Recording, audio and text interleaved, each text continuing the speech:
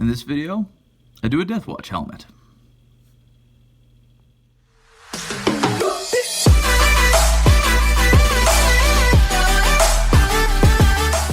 Alright, here's the head that I cut off the sprue.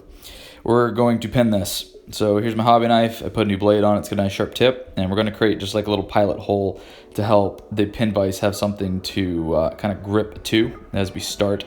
Getting the hole started is the hardest part, and doing a little pilot here helps a lot.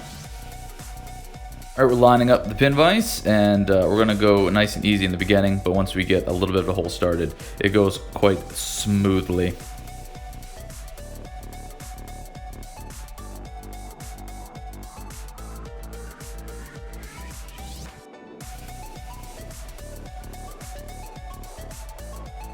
Alright, so I have a piece of paper clip stuffed in a piece of cork, and the hole is deep enough that it sits in there nicely. So we're just going to get my super glue.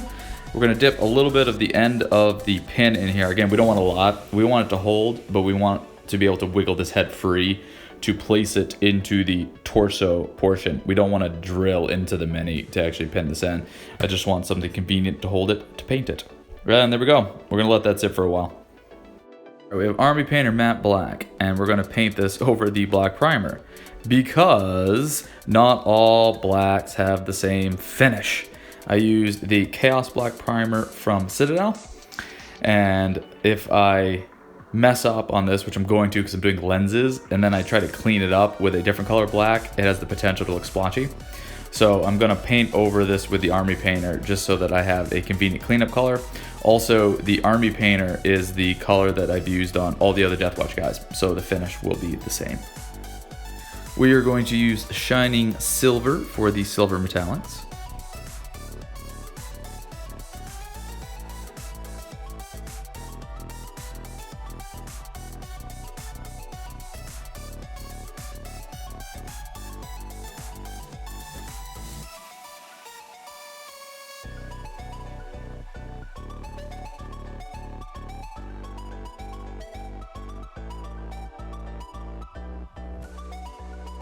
We're going to do eye lenses before the edge highlighting. We're going to do a layer of Evil Sun Scarlet in both eyes.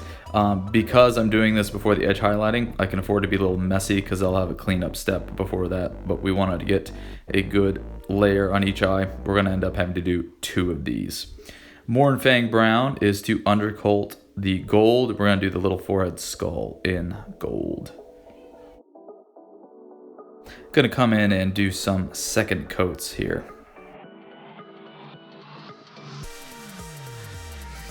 Wild Rider Red is next to the lenses. We're going to do the front half portion of the lens. I got to do this off camera because it is tiny, but that's kind of what it looks like. Don't know if you can see it well, but there you go. And now we're going to do the gold.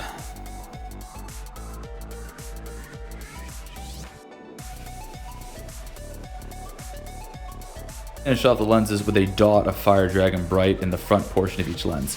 And that's kind of what that looks like. You can see it a bit. Alright, and I went back and did some cleanup with the matte black. There was a little spillover from the lens and a little bit of the silver. Now it's time for edge highlighting. Dawnstone. So we're going to do each edge along the head. We're going to start with the vent, and we're just going to work our way around slowly, trying to take advantage of actual edges as much as we can.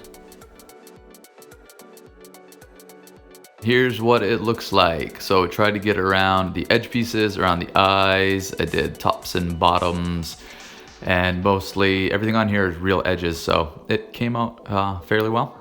I'm gonna get in here real quick with some flush wash and just do a dab on the skull, mostly so that the fact that it has like eye sockets and a jaw become apparent later. Wolf Gray for an extreme edge highlight. We're just going to do the corners at the front of the vent and at the back of the head. Probably should have done this off camera, came out a little messier, but I'm learning. We're getting things figured out. Just doing the corner and a little bit off each side. When you're doing these edge highlights, these extreme edge highlights, you want to hit the 90-degree angles for the most part.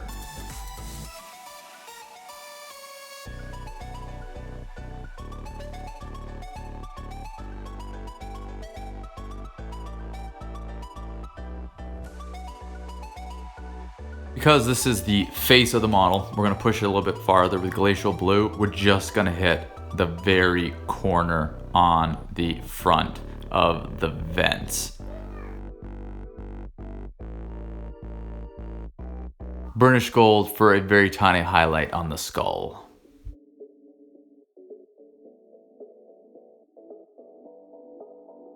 And that's how I do the heads on my Deathwatch. And each head's a little different with the ornamentation, but that's pretty much the pattern that I follow. Alright, well that's how I've been hobbying lately. If you'd let me know how you've been hobbying lately in the comments, I'd love to check it out.